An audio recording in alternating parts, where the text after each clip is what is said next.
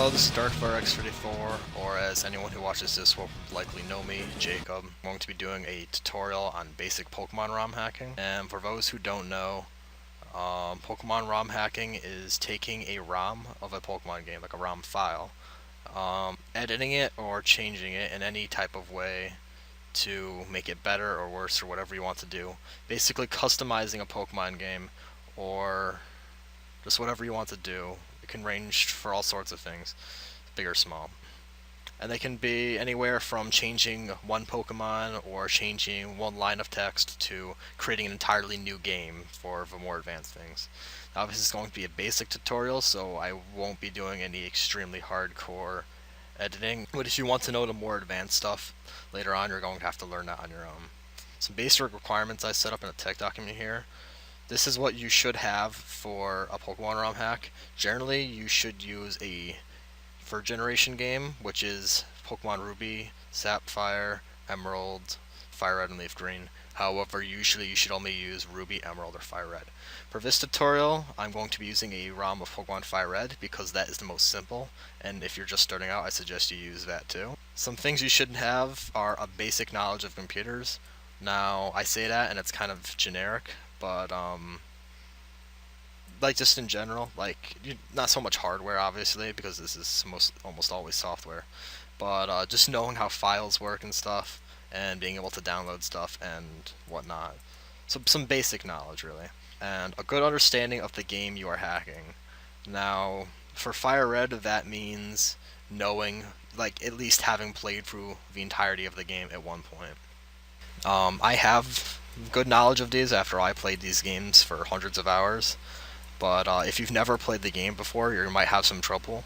Probably because certain events in the game, for example, in Pokemon Emerald, there's a character named Wally, and he summons a battle against a Ralts, and if you edit Ralts in any way that might affect the battle, it crashes the game upon that event initiating.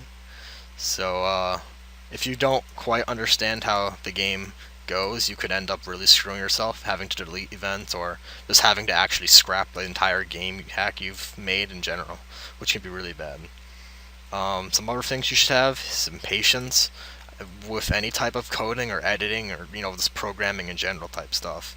Patience is almost always a key, because if something goes wrong and you don't know why it goes wrong, it's probably best to just be cool about it and not start spazzing out, because there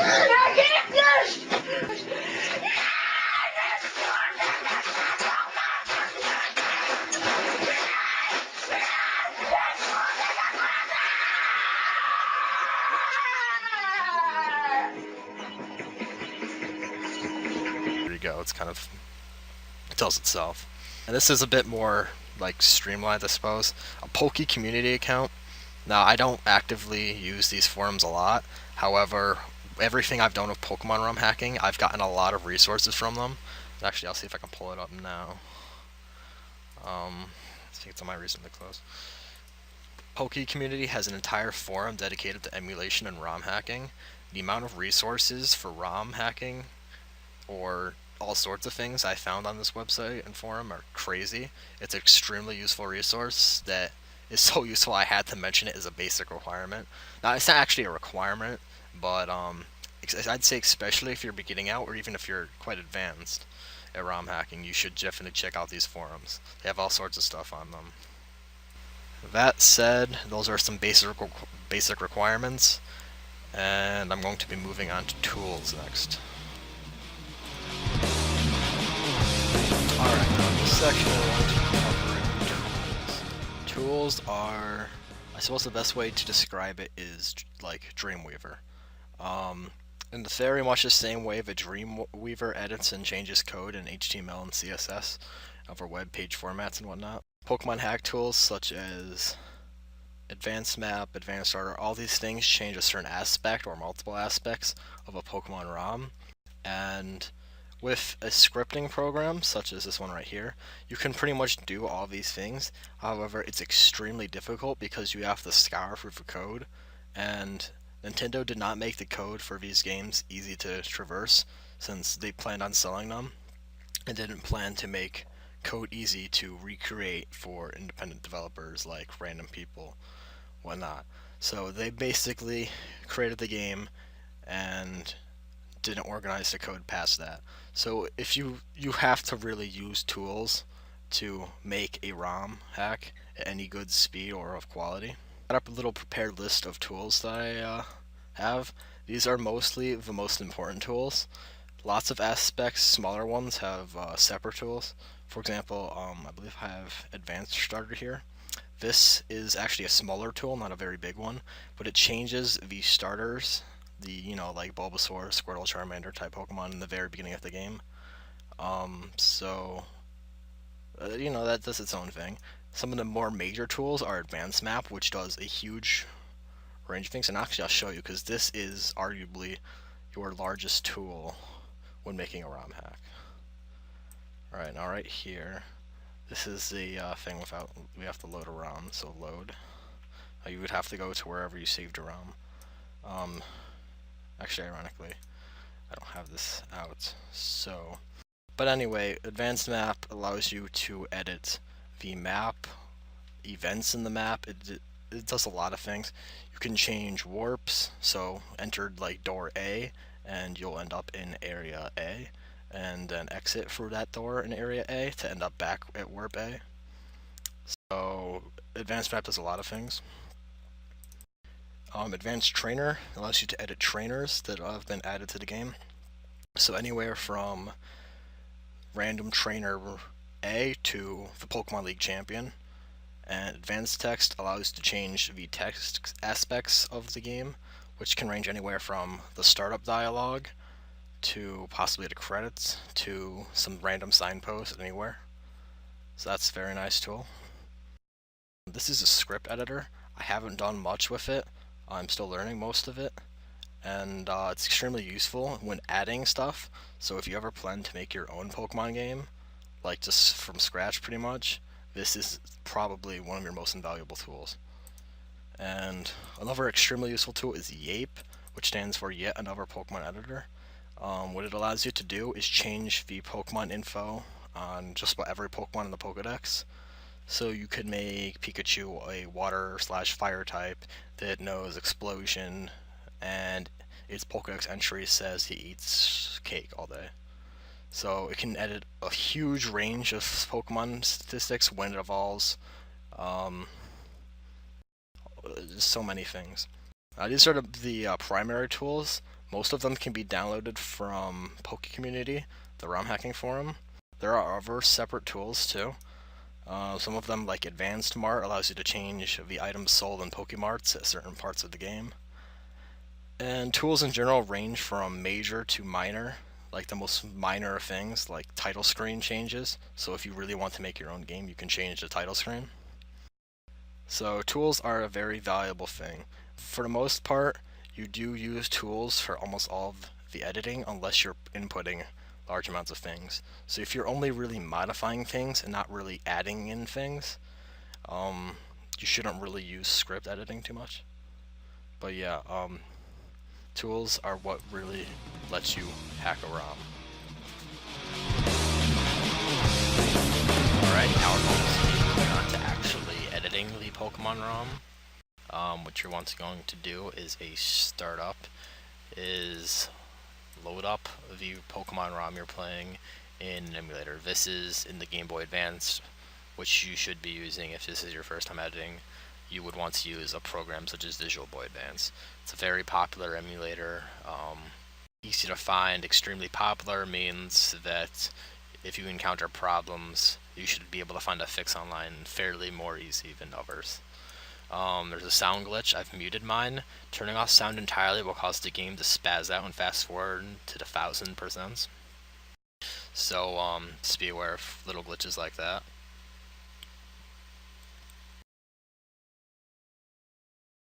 In fact, I actually have a load state.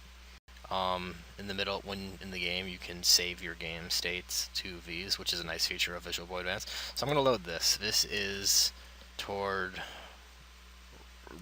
right after the first battle of the game. I'm going to be using this as an example. Right now we're in Pallet Town, so see I'm fast forwarding around. So this is the game map of this. Sorry.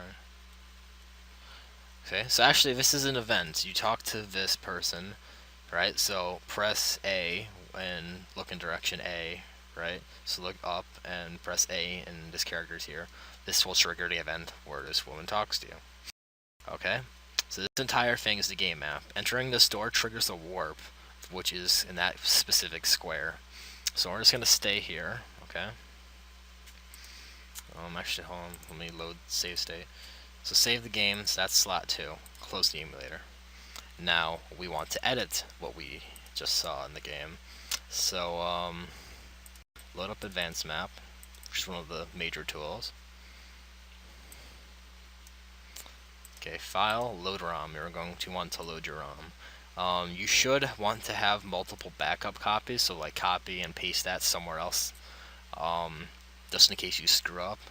You require a lot of backups when making a ROM in case you mess up really bad, and you only have one. You can get kind of messy. Now, this is actually a bit glitchy because of the recording, but yeah. Open it up, go to from header, double click that. I've actually not done far too much with this type of thing. Okay, so we found Pallet Town, right? See, this is where basic knowledge of the game comes in. If you don't know what Pallet Town is, well then you can't edit, you can't find it. Actually, hold on. This is the overworld for Pallet Town. Does it look familiar? We were just there. So, say for whatever reason I want to... I hate nature, so I'm going to get rid of these flowers and replace them with rocks. Okay? You're going to want... This is your sidebar. Each of these little things is a small tile. Alright? So, say we have corner tile. That's a corner tile. And tile above that. Tile above that. And so forth. I really hate nature, so we destroy it. Nah, but so just go forth, and I'm just making a very simple block, I guess. And there you go. Now I have a block in the middle of my town. However, I don't actually. See, the movement permissions, these are movement permissions. So if I were to, actually I'll show you, file, save. Now, I want to go play, yeah. File, load game. So here I am back here. And what I just edited, there is now a block here. But alas, I did not set any movement permissions, so I can walk freely over the block, except here, because there's a sign here previously. So I've just changed this visually. Most blocks do not, or only change visually. A couple, such as tall grass, actually has some effects. Depending on the type of block, it can appear in front of the player, behind the player. That's usually just trees that do that. So there you go. That. Now we're going to be editing movement permissions. So obviously it's a block you can't walk through, giant chunks of rock. So 1 and C are the most common. Others such as Thor is water. So these are like movement types. So 1 is solid, impenetrable completely without some sort of hack. So we just completely make this 1. We don't want you to walk through this at all. Now C is completely walkable normally, right? And 4 is water. So if I had the surf HM, I could walk up to these 4 movement tiles and begin surfing on them. That's how that goes. So now I've made this a solid block, so if I were to go back, I would not be able to walk on this without some sort of cheat. So simple enough, however not exactly. If I were to go back there, this is an event. You can actually show the sprites for these sometimes. So for example, Professor Oak, this guy, that guy. Generally I keep them off because I can see all of them. So this is a sign. Now, in general, it's not always a great idea to delete events. They have a bad tendency to shuffle, and when they shuffle, that causes problems. So for example, say I deleted warp. I'm just going to call this warp 1, right? And this is warp 2. This is warp free.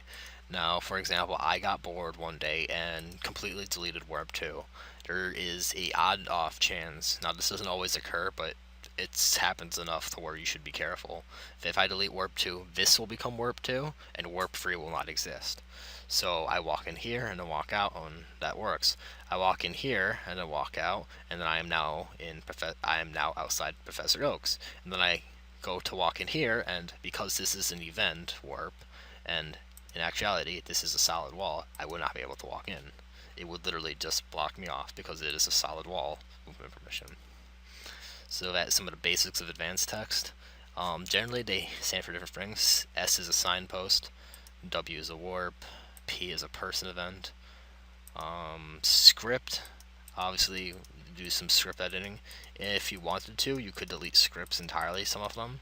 This obviously is a bad idea right now because you would walk into the grass and you would trigger a game crash because you would have no Pokemon at that point in the game.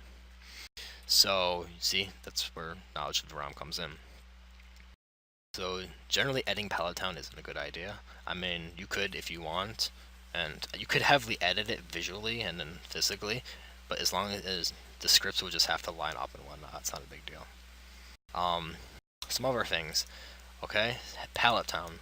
Now this has always bugged me. It's always in all capital letters. So Pallet Town. No longer. We can change the music, right?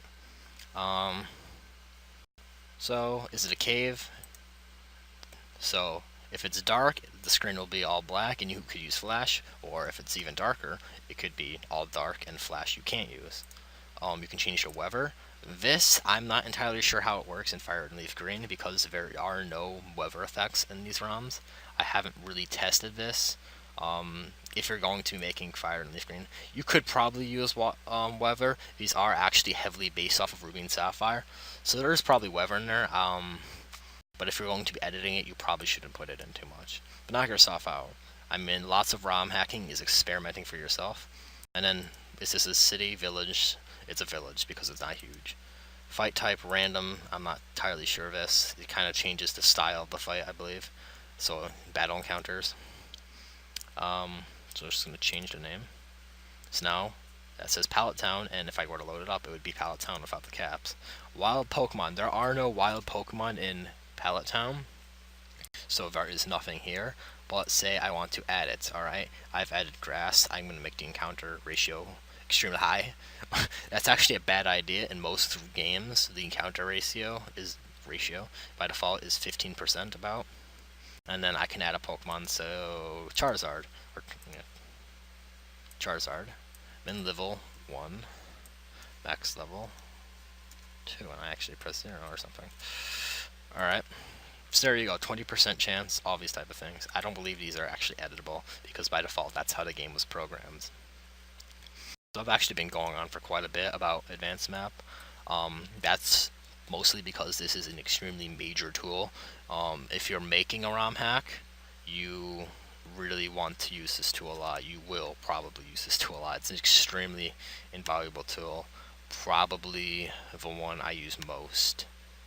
You can do a lot of things with it. That said, you can also attach a script editor, which I believe I have one that works. But I'm not going to get into that right now. I'm not very good with it.